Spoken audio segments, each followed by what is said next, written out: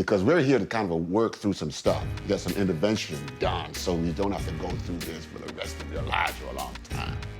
Now is to give Lance and Mama an opportunity to talk through some stuff. Okay, so Lance, you know, again, man, you were saying this, and I didn't ask you to say this. I mean, you just came right out and said what you said, okay? Because Mama was talking, she was talking.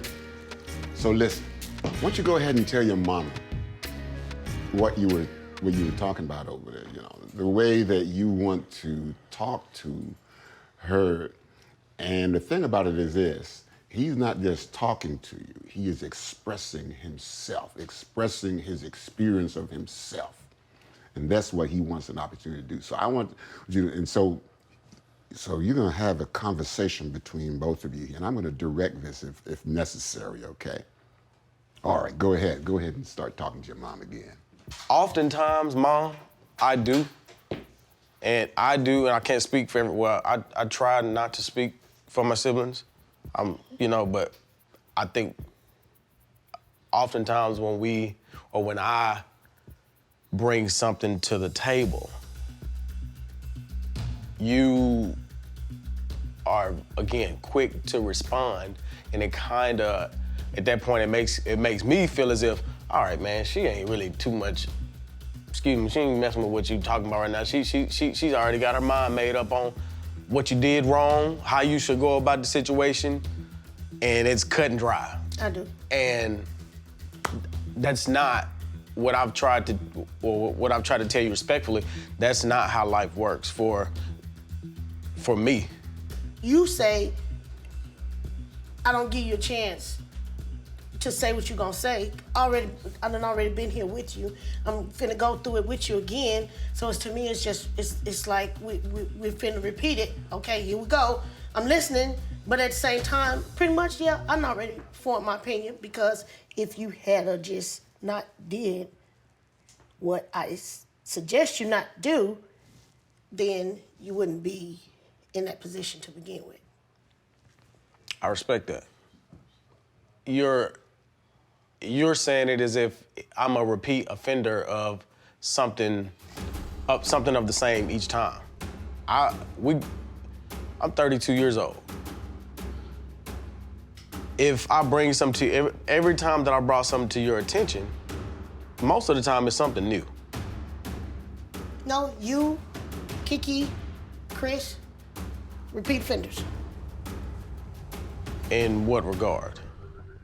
Them two, finance, you, women, relationship.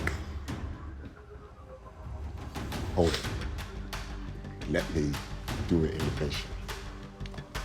Sir, what do you think is going on here right now? You're sitting here, wife, son. Something's got to be going on inside of you right now. And I'm coming to y'all too. So, what do you think is going on here right now? Give a narrative of what you think is going on here, because you're hearing this passionate dialogue that's going on here. But something's going on in you. I know that. It's got to be. They're not reaching.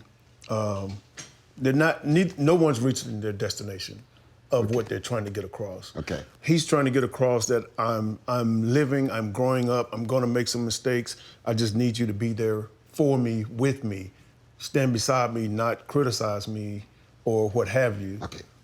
Talk to him. Tell him what he's doing, and then you can talk to your wife. Don't just pretend I ain't even here. Tell him. I'm not saying what you saying ain't accountable. But this my ride or die. That ain't no offense. You already know.